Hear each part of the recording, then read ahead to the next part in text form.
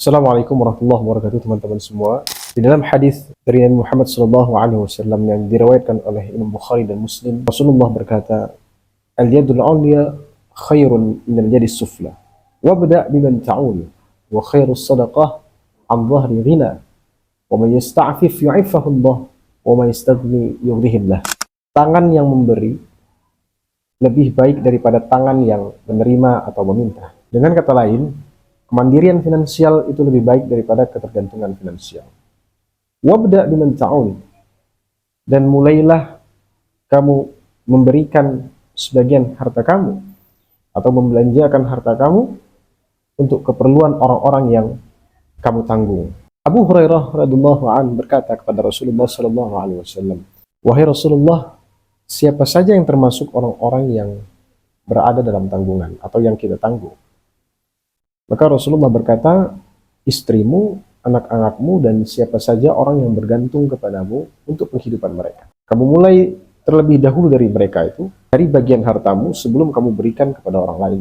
Beliau juga bersabda, dan sebaik-baik sedekah adalah apa-apa yang tersisa di luar kebutuhan finansial seseorang. Artinya simpanan atau mungkin keuntungan dari dagang atau dari bisnis dan lainnya. Sedekah yang kita keluarkan bukan dari uang yang kita gunakan untuk memenuhi our needs atau hal-hal yang penting dan vital bagi manusia untuk keberlangsungan hidup. Kebutuhan itu adalah bisa jadi keinginan atas barang atau jasa yang menuntut adanya pemenuhan. Kalau seandainya tidak dipenuhi, maka akan mempengaruhi kehidupan kita. Contohnya, bahan pokok yang berdampak langsung dalam keberlangsungan hidup kita seperti makanan, air, kemudian tempat tinggal, pakaian, tempat tidur, dan sebagainya. Sedekah terbaik adalah sesuatu yang kamu keluarkan setelah kamu memenuhi kewajiban nafkah. Nafkah untuk siapa? Untuk diri sendiri, untuk istri, untuk anak-anak, dan orang-orang yang bergantung kehidupannya kepada kamu. Apapun yang tersisa yang tidak kamu perlukan untuk penghidupanmu atau keluargamu, seperti tempat tinggal, pakaian, makanan, minuman, atau keamananmu, dan seterusnya. Sedekah yang terbaik itu adalah terlepas dari itu semua. Kenapa? Karena ada priority, karena ada prioritas-prioritas. Dan siapa saja yang masuk dalam tanggungan kita adalah sesuatu yang dia prioritaskan.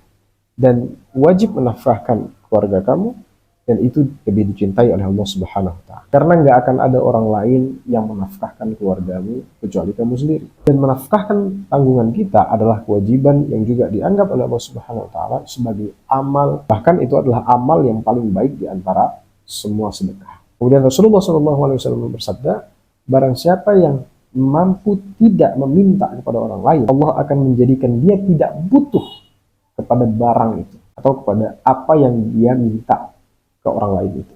Jadi stop, ya, hentikan diri kita itu untuk meminta-minta kepada orang lain atau meminta pinjaman kepada orang lain, baik itu berupa uang atau barang dan sebagainya.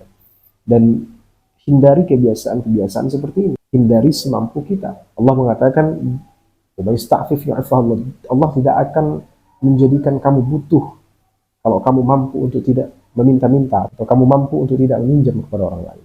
Lalu dia mengatakan, barang siapa yang merasa puas terhadap apa yang telah Allah berikan kepada orang itu atau atas apa yang dia miliki, maka Allah akan memberikan keberkahan pada mereka berupa kekayaan. Dan kekayaan mereka itu akan bertambah. Atau dalam artian, orang yang mengandalkan kemampuannya, Allah akan berikan keberkahan kepada mereka. Dan dalam usaha, ya, mencari atau mencapai kemandirian finansial itu, Allah akan membantu dalam pencarian itu dan dalam usahanya. Jadi apa yang kita pahami dari sini? Seorang muslim harus mandiri secara finansial semaksimal mungkin. Kalau seandainya mereka belum mencapai hal itu, lalu mereka mencari dan bekerja, nggak hanya duduk dan menunggu, kemudian tidak bermalas-malasan, dan tidak beralasan bahwa, oh, nanti Allah akan memberikan itu kok, Allah akan memberikan kita rezeki itu dan sebagainya, harta itu dan sebagainya. Dan siapa saja yang juga tidak mengemis dan meminta-minta dan keluar dari kebiasaan-kebiasaan yang buruk itu, kemudian agar bertujuan supaya keluarga kita, tanggungan kita layak untuk diprioritaskan, dan haram mengabaikan tanggungan kita atas nama sedekah kepada orang lain. Dan sedekah yang paling utama adalah sedekah kepada orang-orang yang bergantung kepada kamu,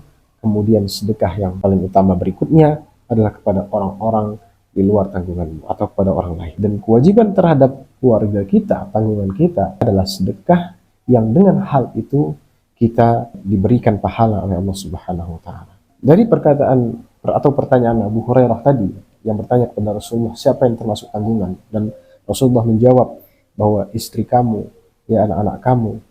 Ini bertujuan supaya tidak ada istri-istri seorang muslim yang mengatakan bahwa suamiku telah mengabaikanku, suamiku tidak memberikan nafkah kepadaku, suamiku tidak mampu memenuhi kebutuhan yang termasuk penting dan vital bagi keberlangsungan hidup manusia atau keberlangsungan hidup keluarganya. Lalu istri-istri tersebut mengatakan, tinggalkan aku, dalam artian ya memfasah seorang suami karena suami tidak mampu memberikan nafkah atau memberikan penghidupan atau memprioritaskan tanggungannya, yaitu istri dan anak-anaknya. Dan istri-istri tersebut mengatakan, aku nggak bisa tinggal bersama kamu. Atau anak-anak kita berkata, wahai ayah, engkau telah mengabaikan kebutuhan, engkau telah meninggalkan kami dalam kondisi rentan dan rapuh, jadi aku harus kemana pergi? Dan ingat, Allah berkata dalam Quran di dalam surah An-Nisa ayat 9, وَلْيَخْشَ الَّذِينَ لَوْ تَرَكُوا مِنْ خَلْفِهِمْ ذُرِّيَّةً ضِعَافًا. Apa arti ayat ini? Allah memberitahukan kepada kita bahwa ada rasa takut yang wajar terhadap anak-anak yang tidak berdaya, kemiskinan atas anak-anak kita dan keluarga kita. Dan kalau kita meninggal dan meninggalkan mereka tanpa sumber keuangan atau kekayaan yang dapat mereka nafkahi untuk diri mereka sendiri ketika kita meninggal. Nah, ada kesalahpahaman di antara sebagian orang-orang Islam yang mengatakan bahwa kita nggak boleh takut akan masa depan. Ya, karena Allah akan menyiapkan. Memang benar Allah akan menyiapkan atau Allah akan menyediakan.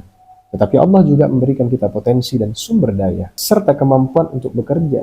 Dan tentu saja Allah memerintahkan kita untuk hal itu. Jadi apapun yang Allah perintahkan untuk kita lakukan, berarti kita punya atau mengambil beberapa tanggung jawab itu, dan tanggung jawab kita adalah mengerjakan bagian kita.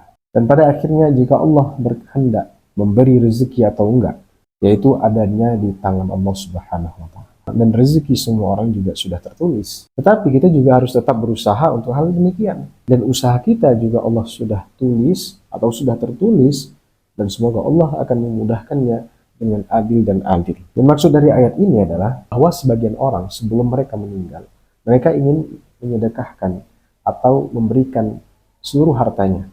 Mereka mulai memberikan hartanya kepada orang-orang tertentu, memberikan hartanya kepada anak-anaknya, atau mereka menyembunyikannya, atau apapun yang Allah perintahkan.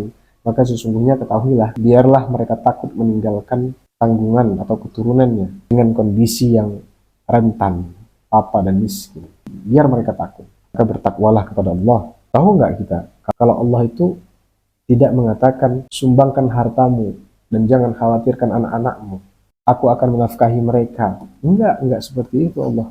Allah nggak mengatakan seperti itu. Rezeki datang dalam dua cara, yaitu Allah menafkahi kamu tanpa kamu minta, dan yang kedua, dia juga membekalimu dengan melakukan usaha. Hadis Nabi Shallallahu Alaihi Wasallam sudah sangat jelas mengatakan bahwa Allah akan membantu orang tersebut jika mereka melakukan hal tersebut. Karena itu mengusahakan warisan itu penting. Bagaimana mungkin kita bisa mewariskan kekayaan terhadap anak-anak kita kalau kita nggak kaya dan kalau kita tidak berusaha mencari kekayaan?